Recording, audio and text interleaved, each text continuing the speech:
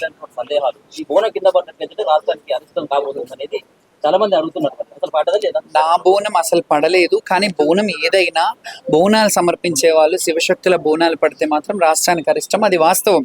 నా బోనం పడ్డదా, వేరే వాళ్ళది పడితే కాదు, నా బోనం పడితే అవుతుంది అనేది కాదు. ఎవరి బోనం పడ్డా అది అరిష్టమే. కాబట్టి మీరు ఆలోచించుకోవాల్సిన విషయం ఏంటంటే, ముందుగా క్లారిఫై ఇవ్వాల్సిన విషయం ఏంటంటే, నా బోనం పడలేదు. కానీ ఎప్పుడూ వచ్చే విధంగా సంతోషంగా సంతృప్తికరంగా బోనాలు నేను తీసుకురాలేదు. అక్కడ మీరు బాగా ఇబ్బంది పడుతున్నట్టు, ఒకవేళ అంతసేపు చేసిన టైంలో కూడా మీరు బాగా ఏడ్చినట్టు, అక్కడ కూర్చొని ఇబ్బంది పడుతున్నట్టు కూడా చూపించారు కొన్ని వీడియోలు. అది సోషల్ మీడియాలలో కొంతమంది వక్రీకరించి మేము అక్కడికి వెళ్ళిన మాట వాస్తవమే, ఇట్లా మీడియా ఛానళ్ళు అవి ఇవి అన్నీ మాట్లాడేసరికి ఒక్క పొద్దు ఫాస్టింగ్తో ఉండడము 3-4 ఇప్పుడు నాకు కూడా ఇన్ని సంవత్సరాలు నేను చేస్తున్నాను, నా వయసుకి కానీ అది కానీ ఇబ్బందికరంగా 15-20 కిలోల బరువుని మోసి పొద్దుటి నుంచి ఉపవాసంతో నేను అక్కడికి దేవాలయానికి రావడం జరిగింది. 1 గంటల కంటే 2:30 నుంచి స్టార్ట్ చేస్తే అక్కడికి వచ్చేసరికి 5 అయింది. సుమారు 5 ప్రాంతంలో నేను అక్కడ ఉన్నాను. అందరూ మాట్లాడి కొంచెం నాకు గిడ్డినెస్ వచ్చింది. ఎందుకంటే ఆ బరువును మోసుకొని వచ్చాను, అదంతా చేశాను. ఎప్పుడు పక్కకి వెళ్ళిపోయే వాళ్ళం. అందరితో మాట్లాడేసరికి కొంచెం గొంతు తడారి కొంచెం స్పృహ తప్పిన మాట వాస్తవం. అది అయిపోయినాక అక్కడ మెడికల్ టీమ్స్ ఎవరు ఇది చేయలేదు. అది నడి రోడ్డు మీద పడ్డాను నేను. వాళ్ళు ఇంకా దీన్ని డ్రామా అది అంటే వాళ్ళకి తప్పు, వాళ్ళు చేసిన తప్పిదాన్ని నా మీద నా భుజాల మీద షూట్ చేస్తున్నారు. ఎందుకంటే మెడికల్ టీం ఏమైంది అక్కడ, నేను కింద పడిపోతే సరే డ్రామా చేస్తున్నానో కింద పడ్డానో ఏదో ఒకటి చేశాను. మీ బాధ్యత కదా నన్ను పక్కకు లాక్కొని తీసుకెళ్ళాలి. నేను కింద పడ్డప్పుడు మీరు కదా లేపుకొని తీసుకెళ్ళాలి. మాకు వాటర్ ఇచ్చి కొంతసేపు అయినాక వచ్చినాక నేను మాట్లాడాను. ఏంటంటే ఇట్లా జరుగుతుంది అన్నప్పుడే ఒకరు వచ్చి బోనం పెట్టారు అక్కడ. మేము అక్కడ ఉన్నప్పుడే అక్కడే వేరే వాళ్ళు అయ్యో ఏమైంది మాకు ఏం తెలియదని కొంతమంది కావాలని కూడా చేసిన వాళ్ళు ఉన్నారు. సో బోనం అక్కడ పెట్టేస్తే అమ్మవారికి ఎక్కాల్సిన బోనం కదా, ఇది నేలపాలయ్యిందని భావోద్వేగానికి లోనయ్యాము, ఏడ్చాము. ఇదంతా అక్కడ జరిగిన సినారియో. ఇది అర్థం కాకుండా షార్ట్ కట్లో వేసేసి ఇష్టం ఉన్నట్టు ప్రచారం చేసుకొని వాళ్ళ పబ్బం గడుపుకోవడానికి యూట్యూబ్ ఛానల్లో కొందరు వక్రీకరించి రాశారు. దానివల్ల ప్రభుత్వానికి ఇబ్బందే. ప్రభుత్వం మాతో సామరస్యంగా జరిపిన మంతనాలు ఏవైతే ఉన్నాయో, ఏవైతే చెప్పారో వాళ్ళని మాకు సలహాలు ఇచ్చిన ప్రభుత్వం ఏదైతే మమ్మల్ని సామరస్యంగా కూర్చోబెట్టి మాట్లాడిందో దాని మీద కూడా విమర్శించారు. ఈ విమర్శలు ప్రభుత్వం కూడా ఇలాంటి వాళ్ళ మీద చర్యలు తీసుకోవాలని డిమాండ్. ఖచ్చితంగా చర్చలా మీరు అనేది 100% ఏర్పాట్లు నేను చెప్పాల్సింది ఏం లేదు. మీ అందరి మీడియా దగ్గర వీడియోస్ ఉన్నాయి. నేను చెప్తే కాదు, మీరు టెలికాస్ట్ చేయండి. నేను అనేది నేను ఎప్పుడో చెప్పేశాను. కానీ మీరు అన్ని చూసారు అక్కడ ఎవరు ఇబ్బందులు పడుతున్నారు, ప్రజలు ఎలా ఇబ్బంది పడుతున్నారు, శివశక్తులు ఎలా ఇబ్బంది పడుతున్నారు. కొంతమంది స్పృహ తప్పి కోల్పోయారు. 4-5 గంటలు క్యూ లైన్లు అయినాయి.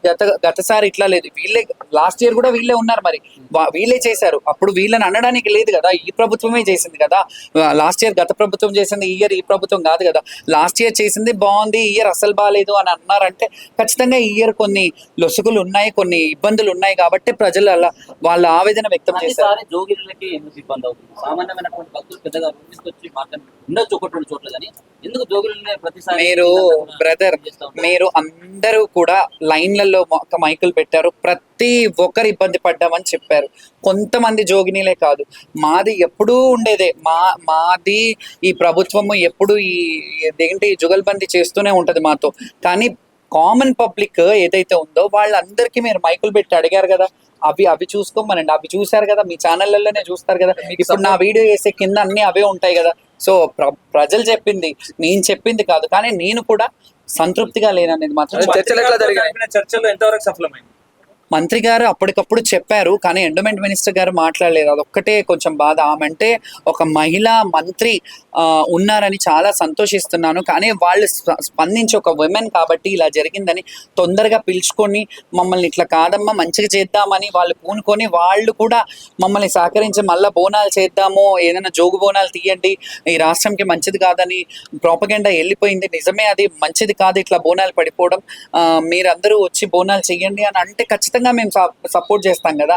దాన్ని కూడా రాజకీయం చేస్తుంటే మేమేమన్నా మారుబోనం కూడా మేము చేస్తాము, ఆ డేట్ ని కూడా ప్రకటిస్తామని చెప్పేసి చెప్పడం జరిగింది.